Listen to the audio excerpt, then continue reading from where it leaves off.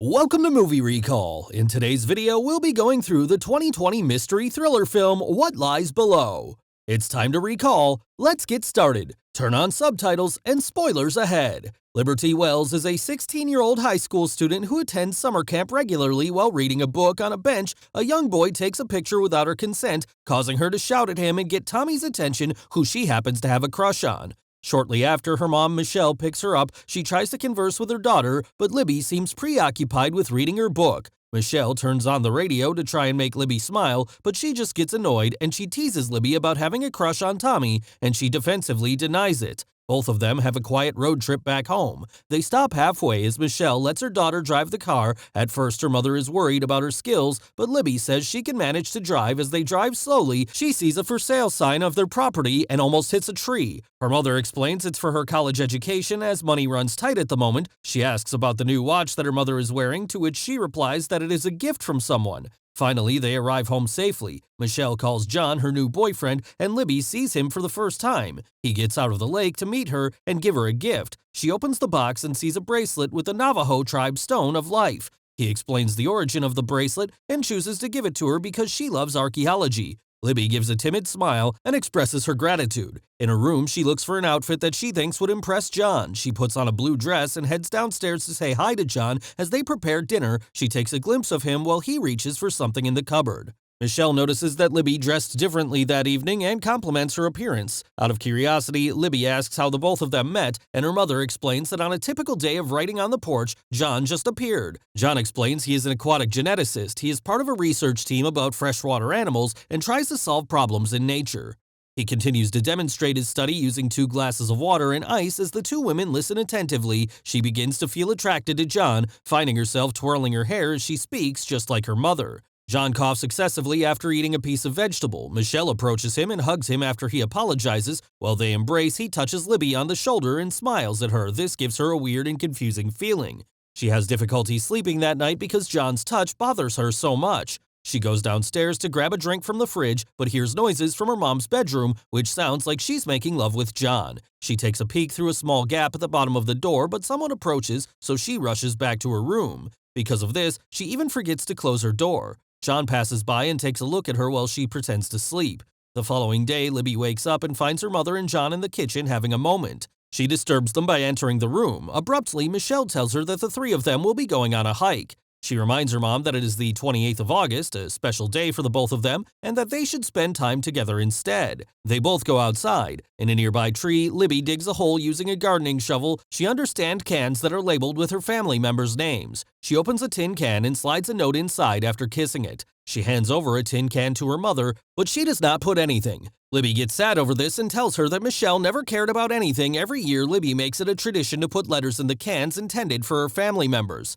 Michelle explains that she stopped making letters because as a child she felt unwanted in her family. After their argument, Libby becomes quiet and decides to go for a walk. Upon picking up a rock, a centipede crawls on her hand. She gets frightened by this and almost steps on it. Just in time, John stops her by saying that it is a Scalopendra, a rare species of centipede. Libby tells him that it bit her, but John explains that it's just trying to protect its offspring as he lifts a piece of wood that reveals other centipedes hiding under it. She shows him the bite mark on her hand, and he blows it carefully. He comforts her that she will be okay. Despite the bite being venomous, they continue to share a conversation while taking a walk in the nearby lake. John apologizes to Libby for disturbing their mother-daughter time and suggests that it would be better if he leaves. She disagrees, telling him that he should stay.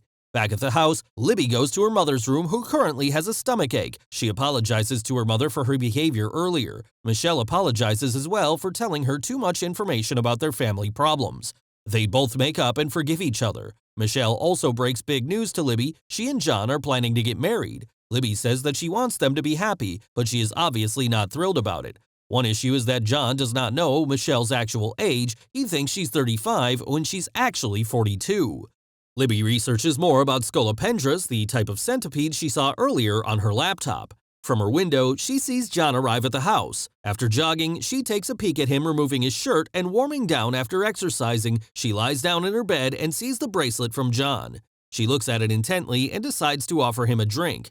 She knocks on the basement store where John conducts his study and research. He does not respond. So she enters and sees the basement completely dark. John hears Libby and asks her to turn her flashlight off. She finally sees him holding a red light and offers him some soda. He respectfully declines as sodium is bad for him, so he chores her to his workplace. Instead, big aquariums fill the room. John keeps lampreys. These are an ancient extant lineage of jawless fish that have lived for millions of years. Lampreys are parasitic and can adapt to their hosts, and their survival rate is highly unmatched. He discusses more about the fish with Libby, who seems interested both in the topic and John. Libby asks about John's marriage proposal to her mother. He responds by saying Michelle is very special to her and that they are very much happy together. Both of them plan on getting more samples from the lake, so they ride on an inflatable raft to go through the river. Libby asks John questions about his past. As he paddles, he tries to reach for a cage he uses to get samples and asks Libby to hold his legs while he stretches his arms.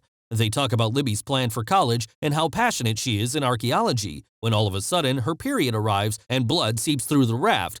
John reacts quickly by covering it with his shirt. This frightens and embarrasses Libby, but John also apologizes for how he reacted. The situation grows extremely awkward and uncomfortable for Libby. Once they got home, Libby takes a shower and removes the bracelet that John gave her. He knocks and checks up on her, but she does not respond. Libby is starting to feel a weird vibe toward him. She does not mind his questions until she hears the door open. John enters the bathroom without Libby knowing while she showers. John sniffs her from the shower curtain as if he's craving for her. Unsatisfied, he also sniffs the shirt that was used to cover Libby's blood in the raft. She senses that someone is inside the bathroom. She checks, but John makes his way out in time. She checks on her mother to see if she's feeling better, but John is currently massaging Michelle on the back when she enters the room. John gives off an intense stare at her, so she closes the door. Libby tries to go to the basement, but it is locked. She tries to access it from outside the house, but all light sources are blocked and sealed. Worried that John is hiding something, she tries to contact her best friend Marley, but the reception is unstable. She tries talking to Marley using her laptop to invite her to come over. However, Marley says she is unable to go and asks if there is a problem. Libby writes back that her mom is marrying a freak of nature. Libby hears a knock on her door and finds out that John prepared a sandwich for her to make up for the awkward situation at the lake. That night, a red light wakes her up. She walks to her window to find its source. She sees John walking toward the red light coming from the lake. John submerges himself in the water and the light goes off. Libby panics and gets confused about what she saw. She tries to wake her mom up, but Michelle is unresponsive. She goes to the lake to investigate him about what he saw. He denies it by saying he suffers from sleepwalking.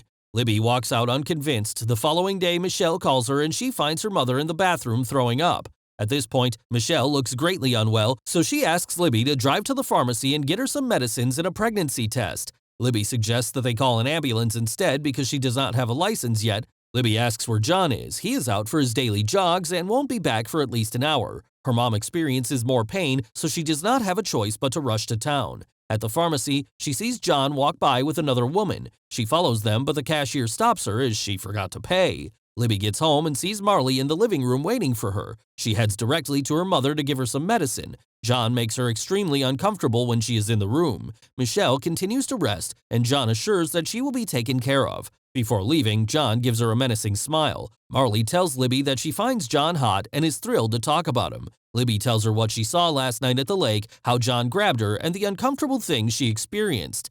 Libby asks if Marley could stay the night, but she has an event to attend with her father. Marley gets furious after Libby's confessions. She tells her that she will let Michelle know that John is acting inappropriately. Libby tries to eavesdrop on the conversation, but she fails to hear anything while waiting for Marley to come down. She falls asleep instead. She wakes up and heads to the living room. John and Michelle are watching clips of Libya when she was young. Michelle tells her that she is pregnant. This underwhelms Libby, and Michelle gets disappointed in her reaction. She gets mad at Libby for always coming up with negative comments about the men that she dates. She calms down when John tells her that it's okay. As he hugs Michelle, he grins at Libby. His eyes deform, and she pulls her mother away from him. Michelle slaps her daughter out of anger. Because of this, Libby tells John the actual age of her mother. It disappoints John very much, causing him to walk out of the door. Upon exiting, Michelle stops him and his body language shifts totally. The mother and daughter continue to argue in the living room. That same night, Libby guards the house by staying in the living room. After hearing thumping sounds from above, she goes outside to check if something is on the roof. She goes around the house as she's very curious about the noises. She also looks over the lake for any signs of John and points the flashlight everywhere but finds nothing. Back inside, she hears John and Michelle making love in their bedroom. Libby goes to the lake and finds something in the water that looks like a spaceship. She uses the car's light to take a better look at it, but she forgets to set it to park when she got out. This causes the vehicle to be partly submerged in water. She turns the light on a high beam and finds out that it is actually where the red light came from. It confirms her theory that John is not human. She tries to call Marley for help, but there's a ringtone that seems to come from the basement. Because of the blue light, she is able to see symbols on her wrist. It came from the bracelet that John gave. She sees her mother tied with half her body submerged in a tank. She sees the same symbols on her mother's wrist and the basement walls. Michelle gains consciousness and freaks out. John comes down, but his feet look entirely like that of a different creature. Instantly, he returns to his human form. He checks on Michelle, who is obviously in great pain, and screeches in an alien-like manner. She gives birth to what seems to be a creature similar to John. However, it does not survive, which devastates John, so he goes outside trying to revive the creature. Libby scratches a part of the window to spy on John. She sees him transferring a blue light to the creature using his mouth. She continues to try and untangle Michelle from the tank. Libby locks the door and hears the creature snarling outside the basement. She sees Marley's phone and dials 911 to ask for help. She sees a device that causes the signal to not work in their house. John tries to talk to Libby so he can get in. He becomes more agitated and takes his real form. She breaks the device while John smashes the window using his hand. Libby is panicking and gets even more scared when she sees Marley being eaten by lampreys. While hiding under the desk, John grabs her and strangles her. A long and animal-like tongue flicks out of his mouth, but she manages to fight back by pouring a bucket of salt on him. This seems to be John's weakness. She gets Michelle out of the tank while John is still unconscious. Michelle apologizes to Libby for not believing in her. As they try to escape and run away, her mother falls to the ground, causing them to slow down. Someone puts a bag over Libby's head and she wakes up in an underground place where she is tied. Clones of John start appearing and smashing the room walls, revealing other dead bodies in tanks. Libby screams out of fear and agony when one of the clones approach her. A blue kind of orb is transferred to Libby from John's mouth. She refuses to swallow it, but he forces her to do so. This knocks her unconscious again. She wakes up with rashes all over her face and finds that she is trapped in a diamond-shaped tank along with other bodies. She becomes restless as she panics eventually as the water fills the tank. Libby smiles in a deranged way. Thanks for watching. Please like and subscribe and click the bell icon to get new movie recaps.